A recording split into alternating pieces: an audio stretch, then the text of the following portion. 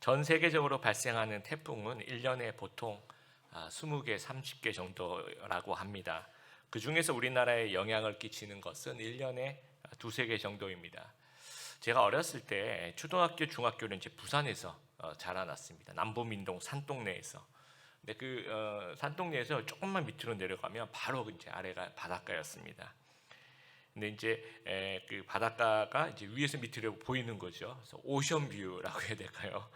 저희 집 옥상에서도 이제 바다가 잘 보였고, 저희 교회 집 바로 옆에 있는 저희 교회 마당에만 나가도 이 바다가 쫙 이렇게 펼쳐져 있습니다. 또 우리 중학교 다니던 중학교 운동장에서도 한 전면이 그 바다가 보일 정도였습니다. 그리고 이제 바닷가에 그 방파제는 저희 개인 놀이터였습니다. 낚시도 하고 수영도 하고 친구들하고 그 술래잡기 배 위를 이렇게 뛰어다니면서 술래잡기 하던 그런 공간이기도 합니다. 태풍이 오면 며칠 전부터 이제 조짐이 불기 시작하는데, 그 방파제, 이제 제가 늘 가던 거기는 이제 남한 방파제라고, 그 방파제 안으로 작은 배들이 이제 들어오기 시작해요. 평소에는 좀 한산한데 태풍 오기 전에는 배들이 엄청 많이 들어와서 거기 가득 이렇게 방파제 안으로 이제 빽빽하게 정박을 합니다. 그리고 이제 태풍이 이제 몰아치게 되면 이 방파제 들어간 입구에서 이제 경찰이 출입을 통계합니다. 그리고 그 입구가 뉴스 중계차들이 쫙 와서 뉴스 현장 생중계하는 그 장소입니다. 그 뒤에 이제 파도가 이 방파제를 딱 때리면서 거대한 이 물기둥이 형성되는데 아주 어마어마한 힘입니다. 한번 딱 때리면서 쭉 올라가는 게 50m, 때로는 100m, 굉장히 거기에 이제 앞에 서서 지금 태풍이 오고 있습니다 하면서 이제 뉴스를 진행하는 거예요. 근데 이 어마어마한 힘이 얼마나 세냐면 나중에 다 끝나고 이제 이렇게 가보면 그 방파제 어마어마한 그 콘크리트 이 외벽이 다 금이 가요. 어떤 때는 이 전체가 뒤틀려 있기도 해요.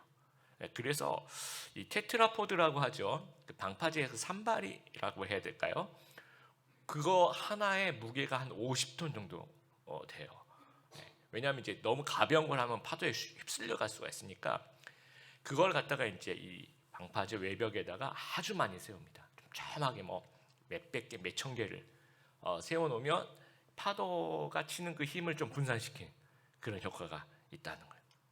그런데도 어떤 때는 뉴스 같은 거 여러분 보시면 태풍이 아주 세게 치면 그 깔아놨던 그 테트라포드가 한 몇천 개씩, 몇백 개씩 파도에 휩쓸려가 완전히 이 칸이 비어 있는 그런 사진들 아마 보셨을 겁니다. 그래서 오늘 이제 말씀에 이제 폭풍이는 이 장면인데, 저는 이런 말씀을 읽으면 어린 시절 제가 부산 방파제 앞에서 태풍을 바라봤던 그 장면이 계속 이제 떠오릅니다. 이 어마어마한 자연의 힘 앞에서 인간의 모습은 정말 작게 느껴진다라는 거예요.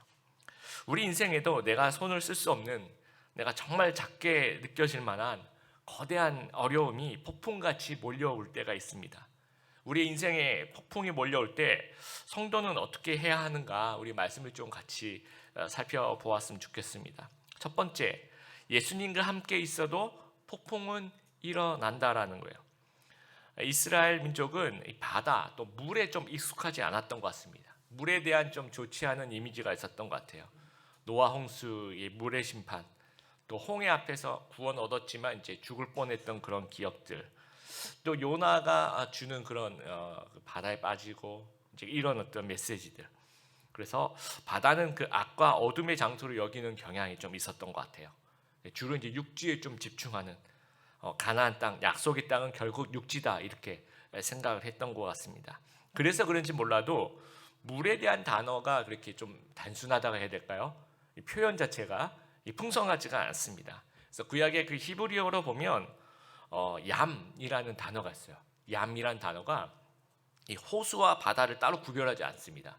호수도 얌이고 바다도 얌입니다. 그래서 얌하면 무조건 우리가 이제 바다라고 이렇게 부르는 거죠. 그래서 지중해는 큰 얌, 큰 바다고 나머지는 작은 얌, 그냥 바다라고 이제 불렀다는 겁니다. 우리 그 성막, 우리 출애굽기 공부할 때 이 성막 안에 제사장이 손발을 씻는 그 물통이 있죠. 그 이제 물두멍이라고 합니다. 근데 그게 이제 솔로몬의 성전을 지을 때 그 물통들이 이제 여러 가지가 있는데 그 중에서 조금 더 크게 노수로 물통을 만들어서 그거를 바다라고 불렀어요. 얌이라고. 크기가 뭐 어느 정도 얼마 안 됐겠죠. 그런데 이제 그것도 이제 바다라고 부르는 겁니다. 그래서 갈릴리도 어떻게 보면 호수입니다. 그런데 이제 이 바다와 호수에 대한 개념이 그렇게 그냥 다 같이 그냥 호수, 바다 이렇게. 그래서 어떤 성경에는 바다라고 써 있고 어떤 성경에는 우리 복음서 보면 호수라고 번역이 되어 있습니다. 근데 이 호수가 동서 양쪽의 그 산맥으로 둘러싸인 호수입니다. 그래서 이 수면은요, 해 수면 지중해 해면보다 200m 밑으로 좀 더 낮아요. 그런데 그 주위에 특히 이제 북쪽과 동쪽에 북쪽의 그 헬몬산 같은 경우에 높이가 2,800m가 넘어요. 백두산만 합니다. 그리고 골란고원의 그 오른쪽에 그 유명한 골란고원의 평균 높이도 한 1,000m가 넘어가는 겁니다. 그리고 수면은 또 낮고 하니까 이 모양이 이제 오늘날의 그 수세식 병기 모양이다 이렇게들 또 많이 표현하는데 옛날 분들은 이제 그 당시 수세식 병기가 없었으니까 악기 중에 하프라는 악기가 있죠. 이렇게 생겼다라고 생각했던 거예요. 그래서 그 하프라는 이름을 이제 긴네렛이라고 그 말을 따라서 갈릴리 바다를 긴네렛 호수라고도 그렇게 불렀습니다.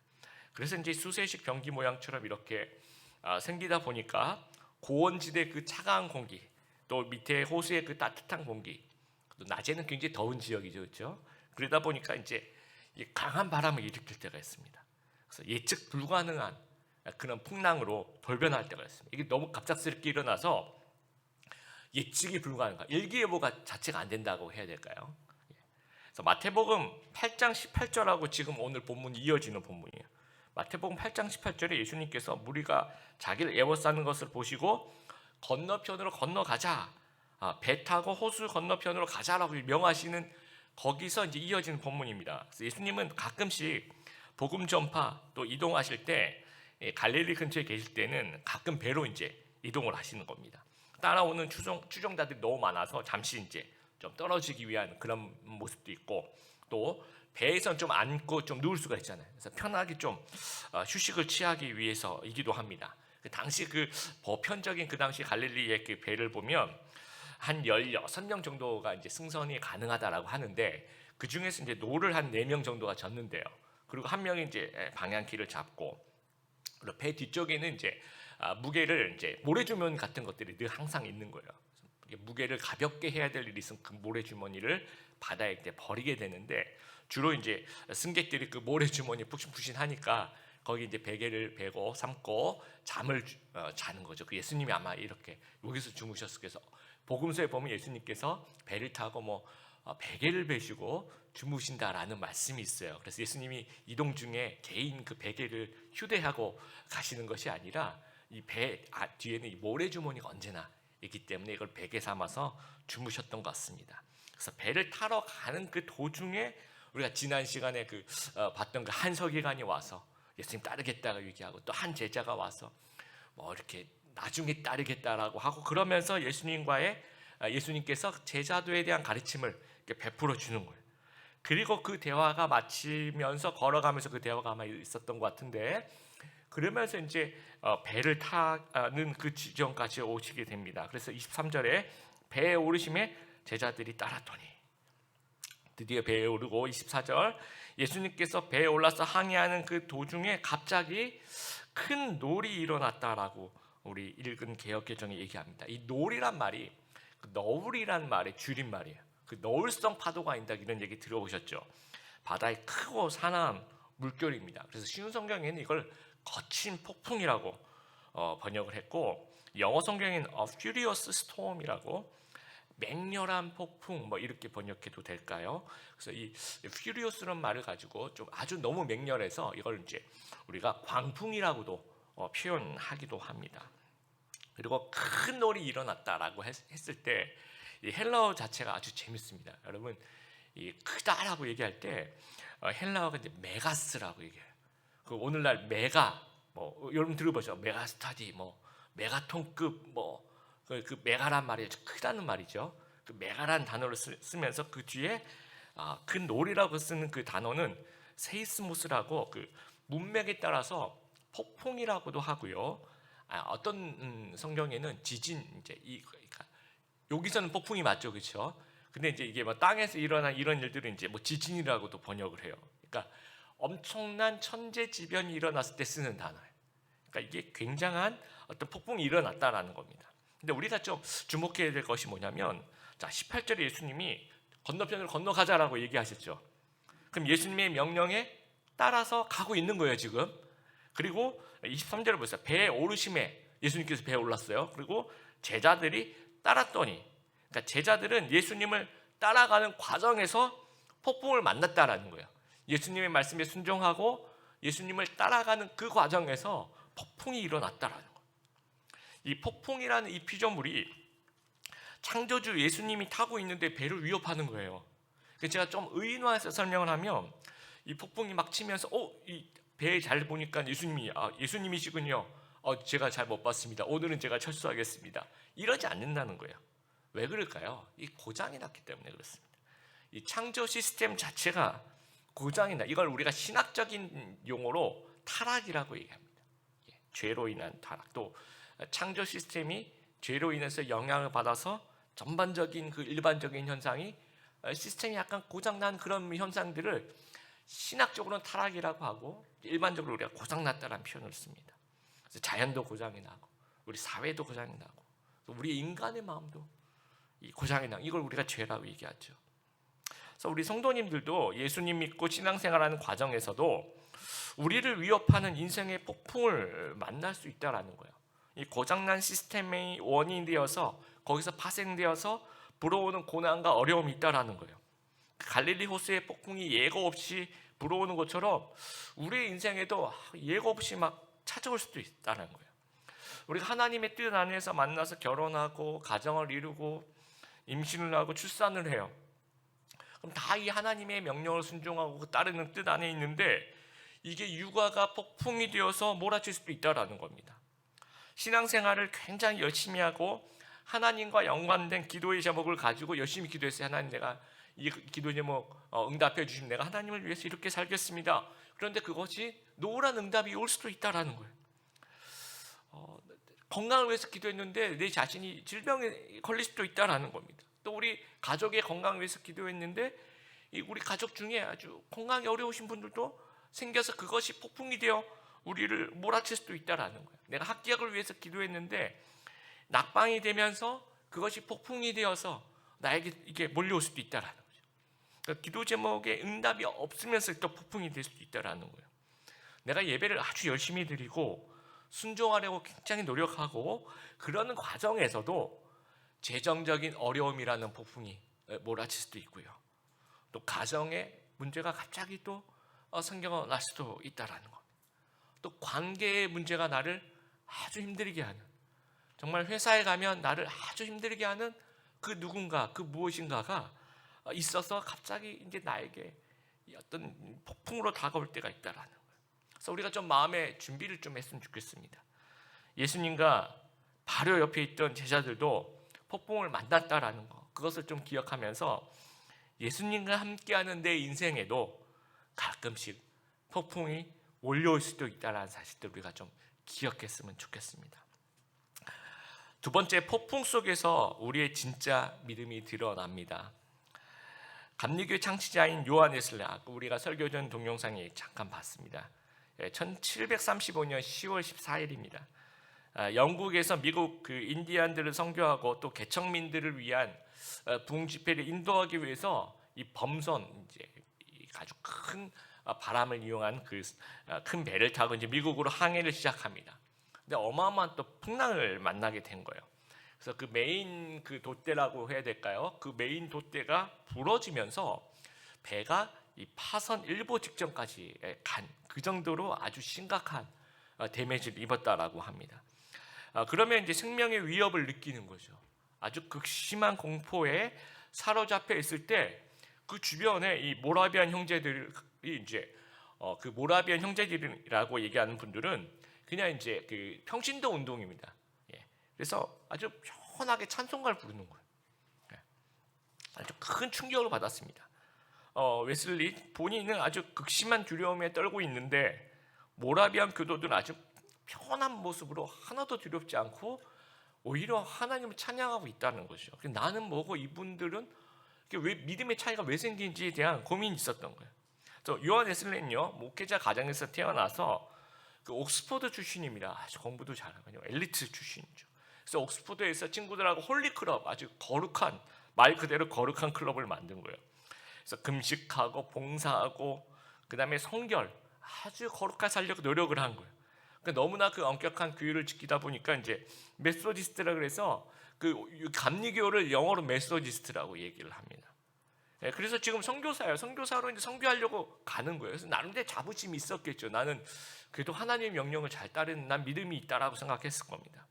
근데 모라비안 교도들은요, 체코, 독일의 그 노동 공동체 평신도들이에요.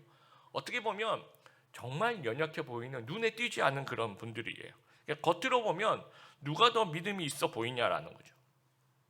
엘리트 출신의 선교사와 눈에 띄지 않는 그 일반 평신도를 볼 때, 겉으로 볼 때는 이 선교사님이시구나 이렇게 좀 우리가 생각할 수 있는데, 폭풍이 몰려오면서 진짜 믿음이 드러나는 겁니다. 요한 웨슬리의 연약한 믿음이 폭풍이 몰려올 때 드러났고, 폭풍이 몰려올 때 모라비안 교도들의 강한 믿음을 드러났다라는 거예요. 이 폭풍을 좀 다른 말로 좀 정의를 해보면 이런 것 같아요. 남의 이야기가 내 이야기가 될 때, 이게 이제 폭풍이라고 생각합니다.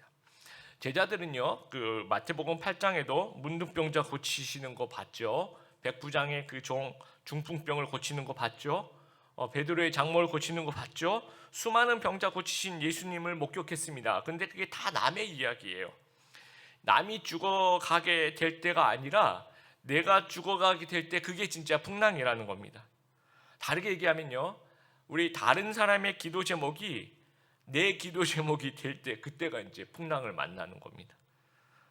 어떤 우리 이제 소그룹에서 다른 분들이 제가 이제 어디가 아프고, 우리 가족 중에 어디 아프신 분들이 계시고, 그러면 이게 남의 기도 제목이죠. 기도해주고 안타깝게 생각하는데 어느 날 그게 이제 내 기도 제목이 되는 거예요. 내가 아프거나 아니면 우리 가족 중에 갑자기 아프신 분이 생기는 거죠. 이게 이제 폭풍이라는 겁니다. 여러분 그 서바이벌 오디션 뭐 이런 스우파라든지 쇼미더머니라든지 이런 거 이렇게 보시면 막 그 서바이벌이니까 막 떨어지잖아요. 그러면 막 울고, 그러면 막 미로하고, 그러면 이제 그거 볼 때는 네가 못해서 떨어졌지 뭐 하면서 이제 그 인생이 다 그런 거야 하면서 이제 남의 얘기니까 그렇게 봐요. 근데 내가 갑자기 뭐가 잘 안 돼요. 그러면 이제 남의 얘기가 아닌 거예요. 이게 이제 내 얘기가 되는 겁니다. 경제적 위기를 당하신 분들 보면 되게 안타깝고 막 기도해주고 싶고, 그렇지만 이게 폭풍은 아직은 나한테는 아닌 거예요. 근데 이제 나에게 갑자기 경제적인 위기가 닥치면 이제는 이게 거대한 폭풍이 되는 겁니다. 그래서 우리의 그 삶의 실제의 현장이 마치 갈릴리 바다같이 갑자기 아주 나를 총체적으로 뒤흔드는 그런 일들이 생겨나게 돼요. 그때 비로소 우리의 믿음의 분량이 드러나요. 그때 비로소 진짜 믿음이 드러나요. 그래서 이 나무가 이 뿌리가 얼마나 깊은지를 보면, 이 비바람이 불면 알 수, 이게 막 비바람이 불어서 막 흔들리면 알 수가 있다라는 거예요. 제자들은 매일 예수님과 동행하며 목격했는데 그게 진짜 믿음이라 착각했던 거예요. 나는 이제 이런 기적의 순간에 함께 있었다라는 거죠. 난 예수님 늘 따라다닌다라는 거죠. 그런데 풍랑을 만나니까 진짜 모습이 드러났어요. 진짜 모습은 그렇게 믿음이 강한 모습은 아니었다라는 거예요, 제자들이. 그런데 여러분, 지난번에 우리 공부했었던 그 백부장 같은 경우에 소문만 들었어요. 예수님 한 번도 만나본 적이 없습니다. 그런데 자신의 인생에 그 자기가 정말 가족처럼 아끼는 그 종이 중풍병에 걸렸을 때, 그런 풍랑을 만났을 때 그때 믿음이 드러나요. 예수님께 나아가요. 예수님, 우리 집에 올 필요 없어요. 말씀만 해주시면 우리 종이 나을 겁니다. 말씀만 해주세요라고 강한 믿음이 드러나는 거예요. 그러니까 예수님께서 놀라시죠. 이만한 믿음을 본 적이 없다라는 거예요.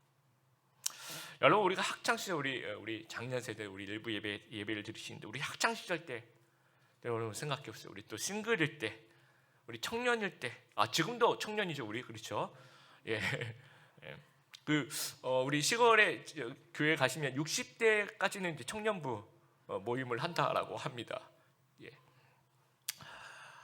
신앙생활 그때는 여러분 잘하셨죠, 그렇죠? 그런데 그때는 모르는 거야 아직. 인생의 폭풍을 만나봐야 되는 거예요. 그래서 저희 그 대학 다닐 때 저희 CCC 동기들 이렇게 보면 저희가 정말 매일 만나서 성경 공부하고 전도하고 매주 금요일은 뭐 우리가 새벽 늦게까지 철야하고요.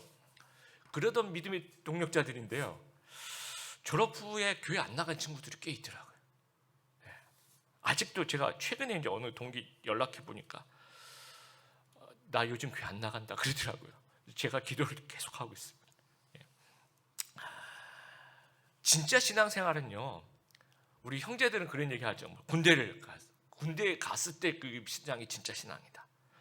또 이제 이 장년 세대 여러분, 우리 회사 생활하면서 막 이 진짜 야근하고 몰아치고 막 생계가 없게 이때가 진짜 신앙생활인 거예요.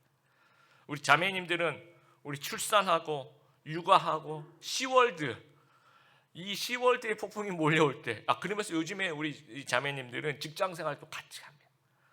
이때가 진짜 내 믿음의 정도가 드러나는 그런 시점이라는 거예요. 내 믿음의 진짜 모습이 제자들처럼 약함이 드러날 때 우리가 어떻게 해야 되는가? 이 요한 웨슬리가 이제 그때 이제 배 안에서 아주 큰 충격을 받게 됩니다. 자신의 그 본 모습이 연약한 믿음임을 깨닫게 돼요. 그래서 깊이 회개하고 뉘우치고 이제 자신을 돌아보면서 기도와 묵상으로 다시 제대로 된 신앙생활에 열심을 내기 시작합니다. 그러면서 요한 웨슬리의 제2의 회심이 이제 일어나기 시작해요. 그것이 시발점이 되어서 영국 대부흥 운동이 시작이 돼요. 그 영국 대부흥 운동이 이제 미국으로 가면서 조나단 에드워드 같은 미국의 대부흥 운동이 또 시작이 됩니다. 그래서 우리도 요한 웨슬리처럼 다시 좀 심기일전했으면 좋겠어요. 어떤 핑계를 대지 말고 지금부터 우리가 좀 제대로 된 믿음 생활을 다시 시작하는, 다시 도전하는 죄가 되었으면 좋겠습니다. 그래서 우리 서번트는, 저는 신앙생활은 서번트부터다 이렇게 생각합니다. 신앙생활은 이제부터 본격적으로 시작하는 나이가 지금 저희들 나이가 된 거예요. 한번 따라해 보겠습니다. 신앙생활은 서번트부터. 우리 청년들, 우리 찬양팀들, 여러분 한번 생각해. 우리 청년들, 여러분 신앙생활은 하향 곡선을 지금 그리고 있습니까? 아니면 상향 곡선을 그리고 있습니까? 나중에 여러분, 지금도 목사님, 지금도 충분히 힘들어요. 지금도 폭풍이 엄청 몰아치고 있습니다. 나중에는 조금 더 센 폭풍이 많이 몰아칠 수 있습니다.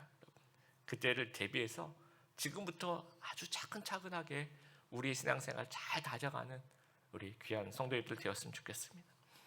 세 번째, 예수님은 폭풍 속에서 믿음을 요구하십니다. 옛날에 제 동기 중에 이제 공수부대 그 낙하훈련 받은 특수부대를 나온 친구가 있었어요. 그래서 그 얘기를 좀 해줬어요. 뭐 30년 전이니까 지금은 뭐 많이 다를 거라고 생각하는데, 낙하산이 이제 타고 이제 비행기 타고 거기서 낙하산을 메고 떨어지는 그 훈련을 하는 겁니다. 그 당시 낙하산, 지금 좀 다르겠죠. 등에 이제 메인 낙하산이 있어요. 근데 여러분 딱 떨어져서 이렇게 딱 당겼는데 안 나오면 어떡합니까? 안 나오면 바꿔주겠죠, 그렇죠?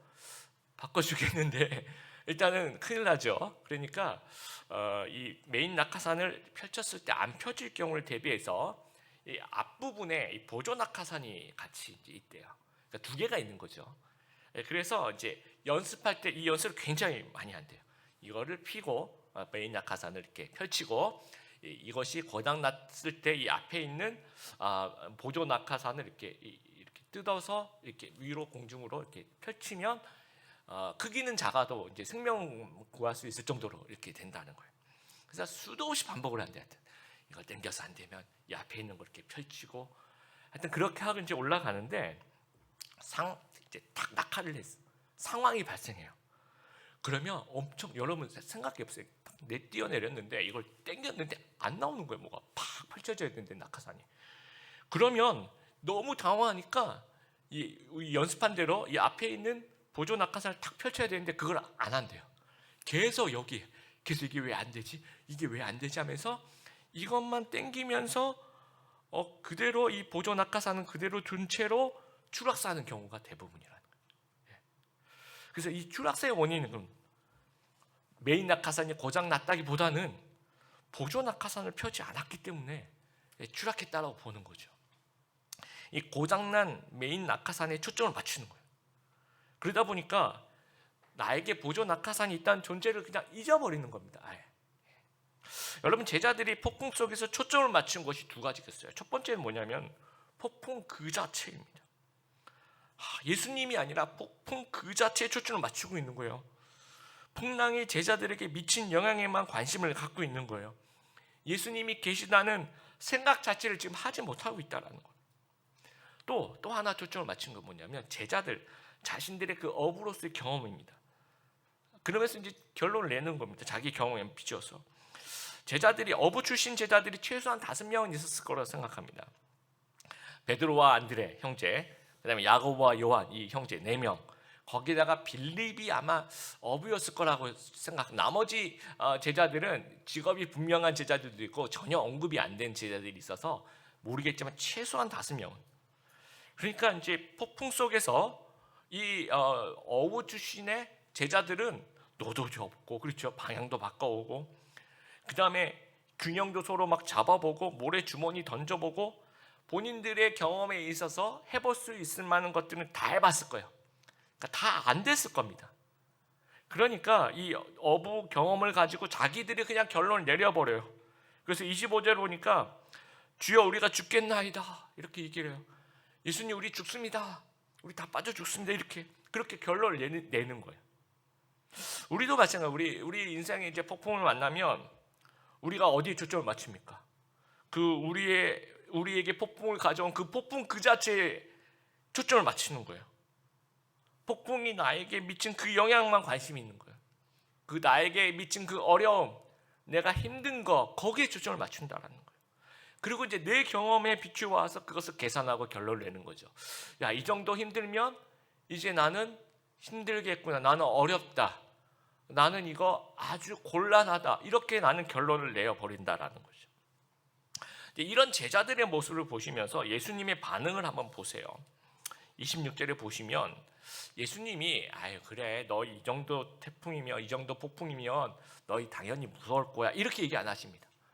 아이 그래 그럴 수도 있지 뭐 나도 아마 그랬을 거야. 왜 나 좀 일찍 깨우지 그랬어 라고 이런 얘기 안 하십니다. 뭐라고 얘기하십니까? 26절에 예수께서 이르시되 어찌하여 무서워하느냐 믿음이 작은 자들아 하시고 책망하십니다.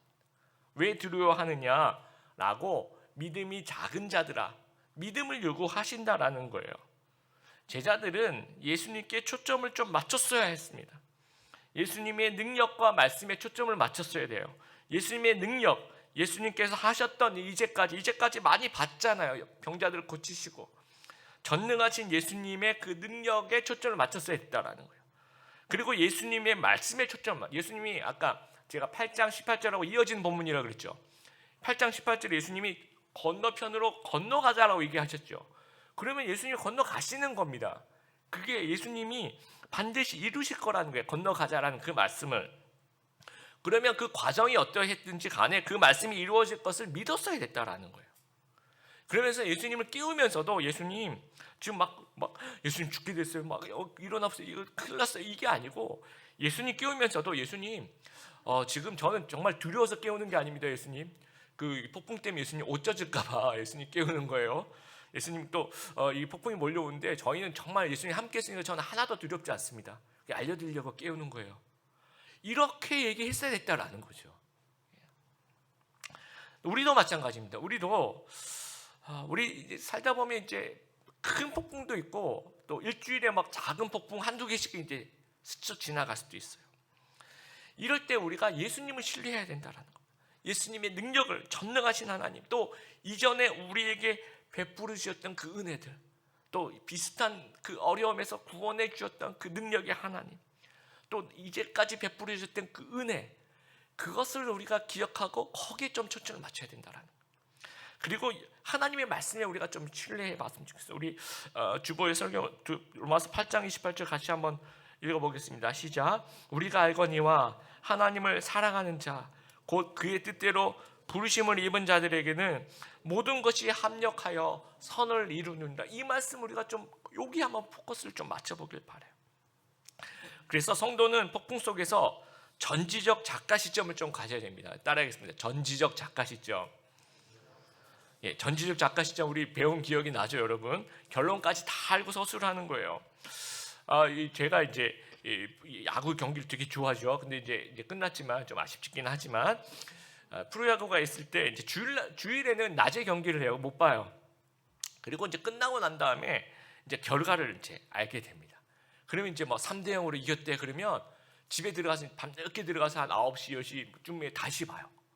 근데 그 다시 볼 때 여러분 그 다 이긴 경기를 왜 다시 보냐 했는데 굉장히 재밌습니다, 여러분. 결론을 다 알고 보는 거예요.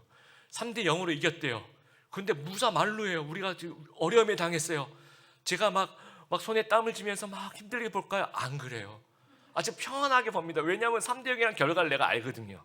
그러면 여기서 무사 만루해도 점수가 한 점도 안 나오는 걸 내가 알거든요. 그러니까 이걸 어떻게 막았는지 보면서 막 박수를 치면서 와 여기서 병살타가 나왔어, 와 여기서 삼진이 나왔어, 와 잘한다 하면서 그냥 저는 그 시간이 되게 싫어요. 결과를 알고 나중에 보는 그 경기도 나름 너무 재밌다. 아주 편안한 그 시간이 되는, 진짜 편안한 시간. 왜냐하면 전지적 작가 시점으로 보기 때문입니다. 히브리서 11장 1절 우리 주보 설교 노트 같이 한번 읽어보겠습니다. 믿음은 우리가 바라는 것들에 대해서 확신하는 것입니다. 또한 보이지 않지만 그것이 사실임을 아는 것입니다. 믿음이 무엇입니까? 전지적 작가 시점을 소유하는 거예요. 지금은 보이지 않지만 아는 거예요. 그것이 사실이라는 것을 아는 거예요. 고린도서 6장 10절 같이 읽어보겠습니다. 또 슬픈 사람 취급을 받았으나 우리는 항상 기뻐하였으며 가난한 사람 같으나 많은 사람을 부유하게 하였고 아무것도 가지지 않은 자 같으나 우리는 모든 것을 소유한 사람입니다. 믿음으로 이런 결론을 내리는 거예요. 슬프다 이게 결론이 아니에요. 항상 기뻐합니다 이게 결론이에요. 가난한 자 이거 결론 아닙니다. 많은 사람을 부유하게 하는 게 이게 우리의 결론이에요. 아무것도 가지지 않는 거 이거 결론 아닙니다. 우리는 믿음으로 우리는 모든 것을 소유한 사람이라는 그 결론을 미리 알고 있는 사람이라는 거예요. 폭풍 속에서 누가 일하는지 한번 마지막으로 생각해 보길 바라요. 제자들을 뭐 했습니까? 한 게 아무것도 없어요. 할 수 있는 게 아무것도 없어요. 실제로 제자들이 뭐 해서 뭐 변화시킨 게 아무것도 없습니다. 누가 일하십니까? 예수님이 일하시는 거예요. 바람과 바다를 잠잠케 하시는 분은 예수님이세요. 이 성경 말씀 여기 헬라어를 읽어보면 이 원어를 읽어보면 굉장히 뭐랄까요? 전율을 느낄 만한 단어 배치들이 있어요. 이게 번역으로는 도저히 잡아낼 수 없는 부분이 있습니다. 아까 제가 메가라는 단어를 말씀드렸죠. 메가스톰. 그 다음에 나중에 이제 잠잠해졌다를 이제 메가캄입니다. 영어로 캄 잠잠해졌다. 메가스톰이 메가캄 됐다라는 거예요. 이 앞에 메가라 했어요. 아주 영어로 그레이트 스톰이 그레이트 캄이 됐다라는 거예요. 바람과 바다를 잠잠케 하신 그분이 예수님이라는 거예요. 주무시는 것 같은데 결국 예수님이 일하시는 거예요. 그것을 우리가 좀 신뢰했으면 좋겠습니다. 예수님이 내 삶에 딱 진짜 주무시는 것 같이 그렇게 느껴지지만 결국 내가 할 수 있는 아무 일도 없는 거예요. 풍랑 가운데서 결국 하나님이 일하신다는 사실을 우리가 기억하게 되길 바랍니다. 인생의 폭풍은 우리가 제어할 수 없지만 우리의 믿음은 제어할 수 있습니다. 폭풍이 아니라 예수님께 초점을 맞추는 그런 믿음의 사람 다 되시기를 바랍니다. 폭풍 가운데 예수님께서 일하신다는 사실을 믿으며 두려움 없이 하나님 신뢰하는 귀한 우리 성도들 다 되시기를 주님의 이름으로 축복합니다.